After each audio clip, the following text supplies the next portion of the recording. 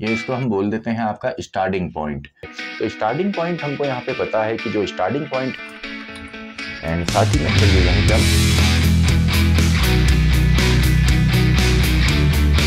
Back friends, ये हमारे video number 8 Python programming series के लिए। और इस सीरीज की प्रीवियस वीडियो में हमने डिस्कस किया था लूपिंग स्टेटमेंट फॉर लूप को, और इस वीडियो में अब हम समझने वाले हैं आपका व्हाइल लूप को। तो अगर आपने प्रीवियस वीडियो नहीं देखी है तो पूरी जो प्लेलिस्ट है उसका लिंक आपको डिस्क्रिप्शन बॉक्स में मिलेगा, वहाँ पे आप चेक कर सकते हैं। तो इस वीडियो में जो हमारा नेक्स्ट यहाँ पे इटरेटिव स्टेटमेंट या लूपिंग स्टेटमेंट है व्हाइल लूप, इसको हम यहाँ पे समझेंगे। तो इसका सिंटेक्स क्या है, कैसे इसको हम यूज करते हैं, पहले हम इसको यहाँ पे थ्योरेटिकली इसका जो कॉन्सेप्ट है वो हम समझने वाले हैं। देन इन्हीं कॉन्सेप्ट्स को हम यहाँ पे प्रैक्टिकली भी करके देखेंगे। तो इस वीडियो के लिए टॉपिक हमारा है व्हाइल लूप। देखिए, प्रीवियस वीडियो में हमने यहाँ पे फॉर लूप को समझा था, और इस वीडियो में अब हम समझने वाले हैं व्हाइल लूप या व्हाइल इटरेटिव स्टेटमेंट को। तो देखिए, अगर आपने प्रीवियस वीडियो देखी है या अगर आपको पता है कॉन्सेप्ट क्या होता है लूपिंग का, तो एक लूप हमारा या इटरेटिव स्टेटमेंट हमारा यूज़ होता है किसी भी सेट ऑफ स्टेटमेंट्स को बार बार रिपीट करने के लिए। और ये कब तक रिपीट होता है, जब तक कि आपका एक वैल्यू जो है वो आपका फॉल्स नहीं हो जाती। और 4 मेन पार्ट्स को हमने डिस्कस किया था कि कोई भी आपका लूप है तो उसको एग्जीक्यूट करने के लिए हमको 4 मेन उसके पार्ट्स होते हैं। वैसे मेन पार्ट 3 होते हैं, एक आपका उसका स्टेटमेंट्स होते हैं जिनको हमने बार बार रिपीट करना है। तो यहाँ पे भी व्हाइल लूप में भी 4 मेन पार्ट्स ही हमारे यूज होंगे, जिसमें सबसे पहले आपका आता है इनिशियलाइजेशन। ये इसको हम बोल देते हैं आपका स्टार्टिंग पॉइंट, कि लूप जो है आपका वो स्टार्ट कहाँ से होगा। दूसरा आपका यहाँ पे आ जाता है डेस्टिनेशन। जिसको हम बोलते हैं कि एंड पॉइंट हमारा क्या होगा लूप का, कि लूप हमारा एंड कहाँ पे होगा। थर्ड हमारा यहाँ पे होता है स्टेप्स, यानी कि कितने स्टेप्स लेके आगे बढ़ेगा। ये स्टेप्स आके इंक्रीमेंट फॉर्म में भी हो सकते हैं या आपका डिक्रीमेंट भी हो सकता है, इंक्रीमेंट और डिक्रीमेंट। एंड फाइनली हमारा यहाँ पे आता है स्टेटमेंट्स इसको हम बोल सकते हैं, या इनको हम बोल सकते हैं कि यही हमारा पार्ट ऑफ बॉडी लूप की जो बॉडी है, लूप्स बॉडी हम यहाँ पे लिख देते हैं, यानी कि ऐसे स्टेटमेंट जो इनकी वजह से एग्जीक्यूट होने वाले हैं। तो यहाँ पे देखिए, सबसे पहले तो हमको यहाँ पे ज़रूरत पड़ती है इन चारों ही चीज़ों को अप्लाई करने की। तो फॉर लूप का तो आपका सिंपल है, और फॉर लूप आप हम ज़्यादातर तब यूज़ करते हैं जब फिक्स होता है कि किस रेंज में हमको जो लूप है उसको एग्जीक्यूट करना है। लेकिन व्हाइल लूप में अगर हमको नहीं पता कि एग्जैक्टली कंडीशन कब फॉल्स होगी, तब हम ज़्यादातर व्हाइल लूप को यूज़ करते हैं। तो देखिए, सिंपल सा है व्हाइल लूप का जो सिंटेक्स है। व्हाइल लूप में सबसे पहले हमको इनिशियलाइजेशन करना पड़ता है। तो मान लीजिए डायरेक्टली एग्जांपल से इसका सिंटैक्स हम समझते हैं। मान लीजिए हमको यहाँ पे 1 to 10 आपका वैल्यूज को प्रिंट करना है लूपिंग की मदद से। तो स्टार्टिंग पॉइंट हमको यहाँ पे पता है कि जो स्टार्टिंग पॉइंट है वो 1 होगा। तो इस तरीके से देखिए, एक वेरिएबल ले लेते हैं, इसमें मैंने दे दिया 1, एंड देन मैं लिखता हूँ व्हाइल, एक कंडीशन मैंने दे दी कि व्हाइल जो ए है ये लेस देन या इक्वल टू होता है 10 के, तब तक एग्जीक्यूट हो।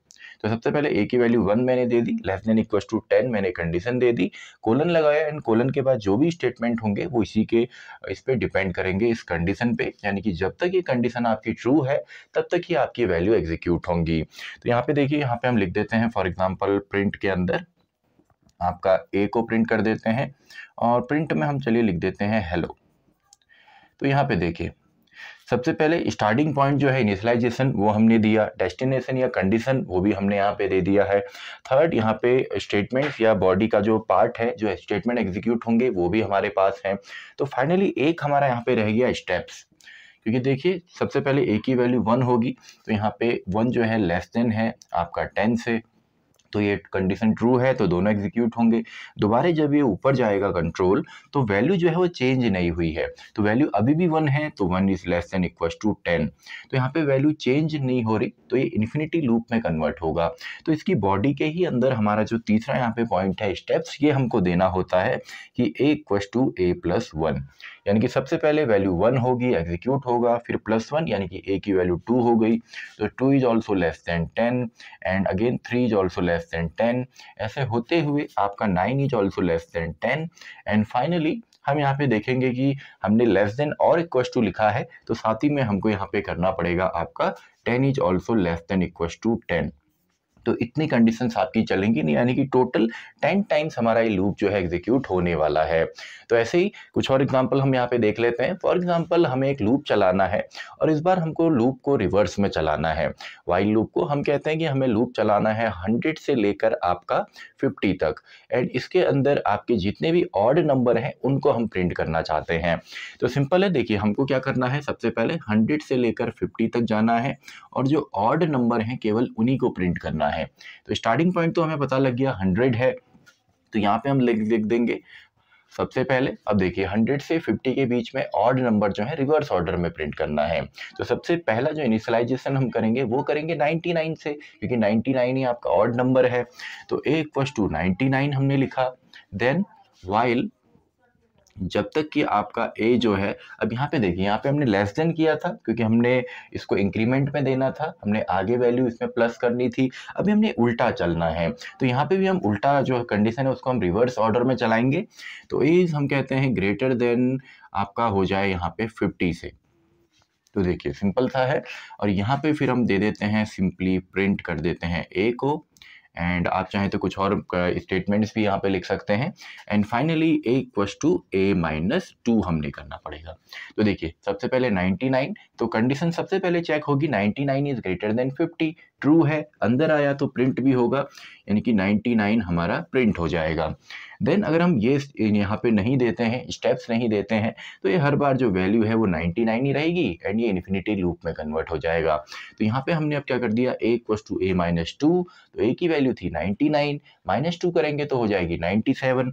अगेन ये ऊपर जाएगा तो 97 इज ऑल्सो ग्रेटर देन 50, तो यहाँ पे क्या प्रिंट होगा, 97, then 95, then 93 and so on. तो रिवर्स ऑर्डर में हमारा यहाँ पे प्रिंट हो गया। ये तो केवल वैल्यूज हमने यहाँ पे दी है, इसके अलावा कोई भी नॉन जीरो वैल्यू भी यहाँ पे ट्रू मानी जाती है। यानी कि अगर मैं डायरेक्टली यहाँ पे एक इन्फिनिटी लूप चलाऊं तो उसको भी मैं यहाँ पे कर सकता हूँ कुछ इस तरीके से।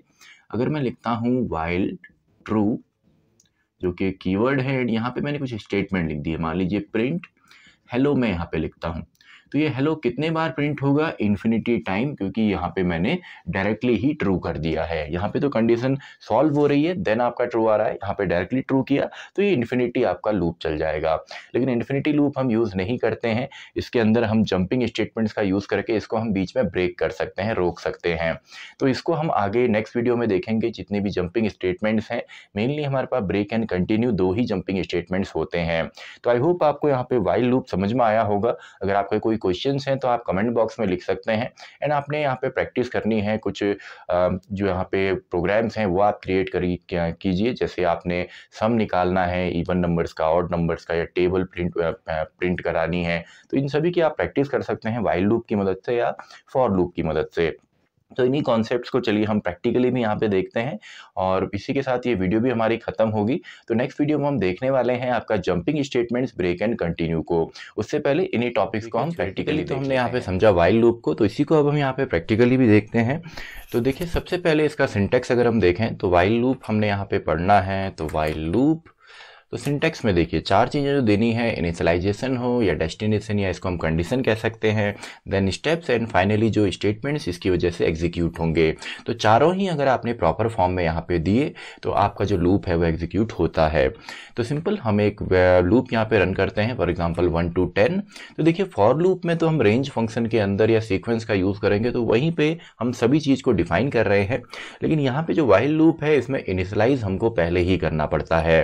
तो एक to 1, then while a is less than और इक्वल्स टू हमने 10 यहाँ पे दे दिया। तो देखिए 2 चीज़ें हम दे चुके हैं, इनिशियलाइजेशन एंड जो कंडीशन है।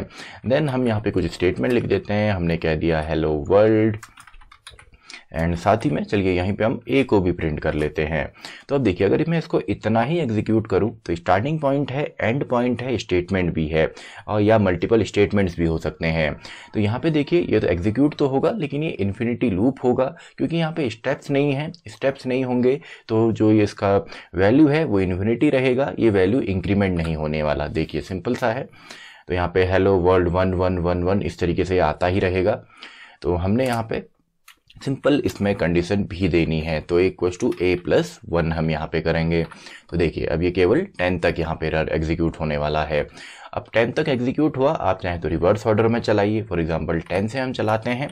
अब यहाँ पे अगर इसको हम देखेंगे तो ये तो चलेगा, यानी कि 10 = 10 है, क्योंकि हमने लेस देन और इक्वल टू लिखा है, तो यहाँ पे तो एग्जीक्यूट होगा लेकिन 1 टाइम ही एग्जीक्यूट होगा।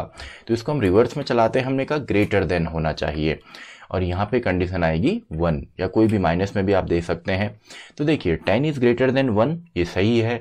देन वैल्यू यहाँ पे 10 है, के बाद 11 होगी, तो 11 > also 1, then 12 is also greater than 1। तो हमको इसको क्या करना है, हमको इसको नेगेटिव में चलाना है। तो देखिए सिंपल सा है, 10 टाइम्स हमने रिवर्स ऑर्डर में चलाया।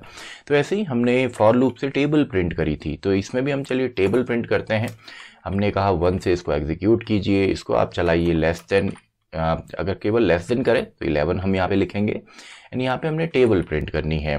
तो टेबल किसी भी नंबर की, फॉर एग्जांपल 7 की हम प्रिंट कर लेते हैं। तो 7 × a, एंड यहाँ पे आ जाएगा +1, यानी कि सबसे पहले वैल्यू 1 होगी, तो 7 × 1 आ जाएगा 7, देन +1 यानी कि a की वैल्यू 2 हो गई, तो देन अगेन 7 × 2 14। तो इस तरीके से टेबल जो है वो जनरेट हो जाएगी। और अगर आप चाहें यूज़र से यहाँ पे रीड करवाना, तो यूज़र से हम रीड करवा लेते हैं। चलिए यहाँ पे हम लिख देते हैं फॉर एग्जांपल कोई भी नंबर जिसको हमने इंटीजर में कन्वर्ट किया। इनपुट फंक्शन हम यहाँ पे यूज़ करते हैं, इंटर द नंबर, सिंपल सा है। तो देखिए अब यहाँ पे हम कांस्टेंट की जगह एक वेरिएबल ले लेते हैं। तो देखिए सिंपल सा है, enter the number, for example 78। तो 78 की जो टेबल है वो जनरेट हो गई।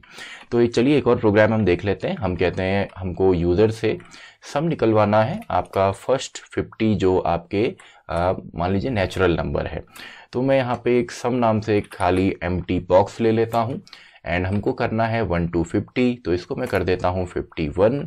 तो ये लूप चलेगा 1 से 50 तक, एंड हमको यहाँ पे सम निकालना है।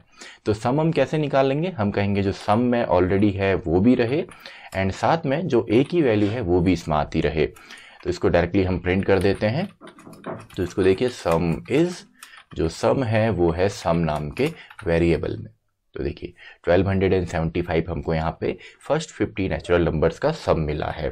तो आई होप आपको सिंटैक्स यहाँ पे समझ में आया होगा, आपको व्हाइल लूप समझ में आया होगा, फॉर लूप समझ में आया होगा। तो इसी के साथ हमारी ये वीडियो भी खत्म होती है, वीडियो नंबर 8। तो मैं मिलता हूँ आपसे अगली वीडियो में, वीडियो नंबर 9, जहाँ पे हम देखेंगे jumping statements, break and continue को, वीडियो नंबर 9।